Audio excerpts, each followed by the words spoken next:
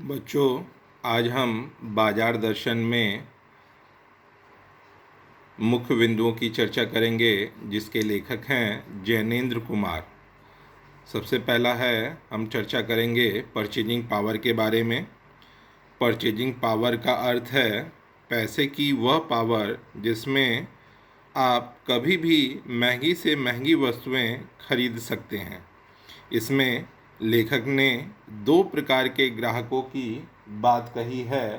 पहला ग्राहक वह है जो मकान, संपत्ति, कोठी, कार, सामान आदि खरीदने में व प्रदर्शन करने में ही हितकर समझता है, और दूसरे प्रकार का ग्राहक वह है जो संयमी है, धन को एकत्र कर स्वयं को गर्वीला महसूस करता है।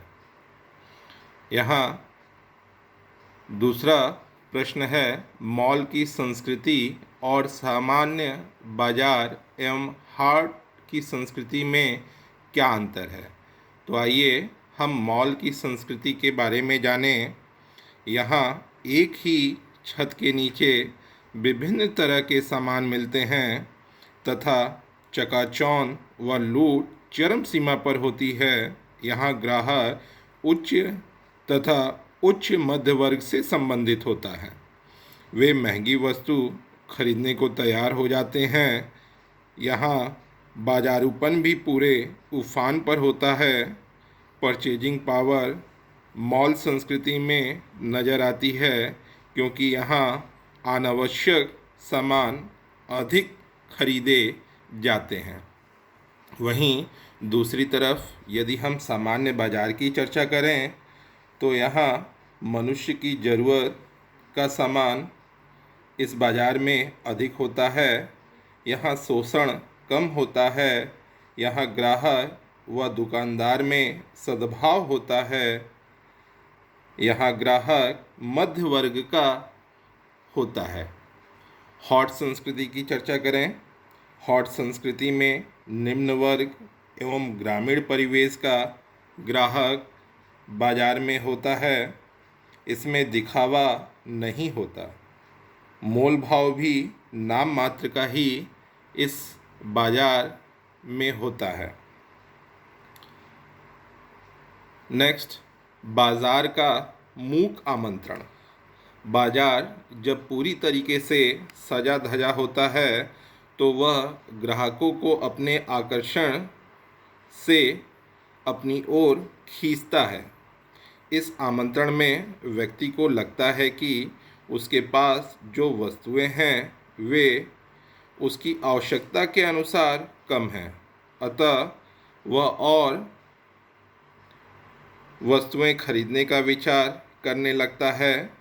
वह महसूस करने लगता है कि उसे बाजार जाकर और सामान खरीदना चाहिए, अतः मूक आमंत्रण से वह और अधिक वस्तुओं की कामना करने लगता है। नेक्स्ट हम देखेंगे मन खाली होना। जब मनुष्य का मन खाली होता है तो बाजार में अनाप शनाप चीज़ें की खरीदारी करता है। बाजार का जादू सिर चढ़कर बोलता है। मॉल में रंग बिरंगी लाइटें कपड़ों व सामानों पर जब पड़ती हैं तो व्यक्ति न चाहते हुए भी उसका मन डोल जाता है और वहाँ से कपड़े, सामान और अन्य वस्तुओं की खरीदारी वो कर ही लेता है। बाद में जब परचेजिंग पावर का भूत उतरता है तो उसे यह मालूम चलता है कि यह वस्तुएं ज़रूरत की नहीं बल्कि मन में खलल उत्पन्न कर रही हैं। मन खाली ना होना। मन खाली ना होने पर मनुष्य अपनी इच्छित चीज़ें खरीदता है। उसका ध्यान अन्य वस्तुओं पर नहीं जाता। व्यक्ति घर में ज़रूरी सामान लाने के लिए लिस्ट बनाकर बाजार जाता है। वह अन्य चीज़ों को देखता ज़रूर है पर खरीदारी वही करता है जिसकी उसे ज़रूरत होती है। नेक्स्ट है मन बंद होना। यहाँ मन बंद होने का आशय है इच्छाएं समाप्त हो जाती हैं। वैसे तो इच्छाएं कभी समाप्त नहीं होती, परंतु कभी कभी मन स्थिति ऐसी होती है कि किसी वस्तु में मन ही नहीं लगता। नेक्स्ट है मन में नकार होना। मन में नकार होने की स्थिति में कोई भी चीज़ आकर्षित नहीं करती। व्यक्ति प्रत्येक चीज़ में शंका करता है क्योंकि उसका दृष्टिकोण नकारात्मक रहता है। ऐसी स्थिति में घर से बाहर जाने की इच्छा समाप्त हो जाती है। नेक्स्ट है बाजार की सार्थकता।